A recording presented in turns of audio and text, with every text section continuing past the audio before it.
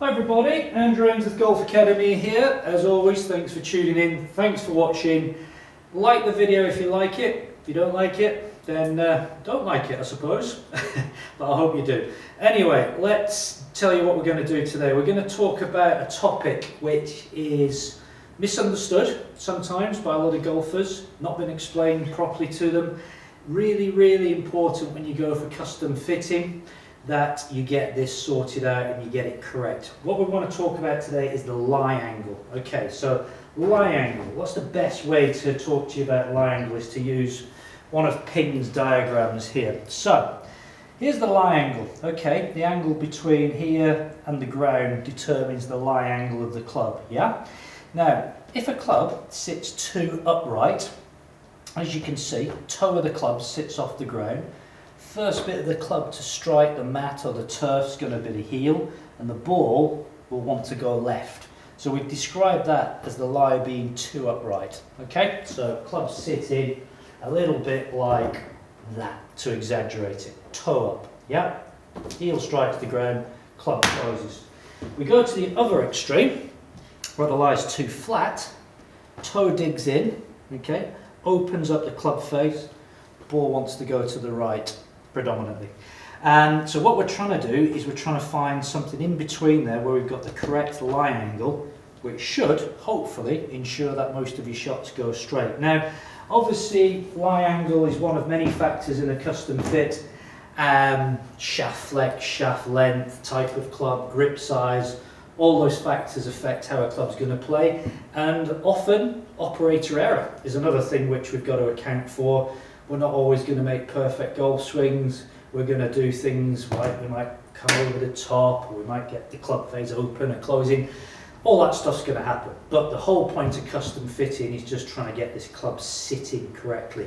Now, Ping were one of the first companies many years ago to work out that one club can't suit everybody. So what Ping did is they came up with a colour code chart, which has been tweaked and refined over the years. And basically what the colour code chart is, it's a combination between your height and the length of your arms. So when we're measuring people for Ping clubs, we get them to hang their arms down by the side, like so, and we measure to the crease in the wrist, the first crease in the wrist. So let's just say, for instance, I'm 6 foot tall, which I'm not, I'm about 5'10", but let's say I was. We go into this bracket here, which is the 5'7" to 6'1" bracket. And let's just say my wrist to floor measurement was, let's say, 34 inches long. And all we do is we come down 5'7", 6'1", till we hit 34 inches, and we sort of cross-reference that. And what that tells me is that the lie angle should be black, possibly blue, blue being slightly upright, black being standard. And you can see we can go 4.5 degrees upright. We can go down to, what's gold, 3.75 degrees flat, and we tend to go up 3/4 of a degree between these lofts. So when you pick up a Ping club and you look on the club, they're in various places these days. These are signified by the infill on the bottom of the club. A lot of the time there'll be a little dot on the corner of on the hosel of the club here, and that will be a colour, and that's indicating the lie angle. So standard is black, blue, yellow, green, white, silver, maroon, upright, and then red, purple, orange, brown, gold, very rare gold one, are flatter ones. So, lie angle.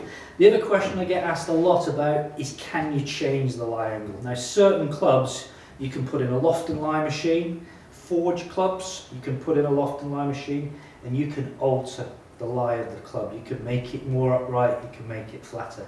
Certain clubs, a lot of cast clubs, will not bend. Or if they do bend, they don't bend easily, and they can snap. So certain cast clubs, where the metal's quite hard, brittle if you like, will not bend. A forged club, much softer, much more malleable, it's been sort of stretched in its process, they will bend. So that's something to bear in mind. So there you go, that's what lie angle is all about. The final thing I should mention is, excuse me as I go out of shot for a minute, is when you go for a fitting, what they'll often do to check the lie is they'll do this sort of static fit, all right, where they'll measure your height, length of arms, but you also want to do what we call a dynamic fit, which is what we do here is we put a little bit of impact tape on the bottom of the club, okay, and we hit 2 or 3 balls off the hitting board. This is a Mizuno hitting board. The ping one's not dissimilar. It's just a piece of very hard perspex, and as you hit the balls off the hitting mat, it leaves a mark on the bottom of the club. Okay, it's going to leave a stripe. I'm just hitting this randomly until I get the mark, and you can see there I've got a stripe mark on the impact tape. Now if the club's sitting correctly, this is a black spot which kind of suits me, you can see the stripe marks come bang out the middle of the club. If it was coming out the heel, if it was coming out of this area, club's sitting a bit upright. If it's coming a bit out the toe, it's a bit flat, and I would adjust the lie of the club to suit that. So there you go, lie angles, really important. Hope that's helped you understand what they mean. As always, go to a good fitter, get fitted, get some advice, really important. Thanks for watching, be back soon. Take care.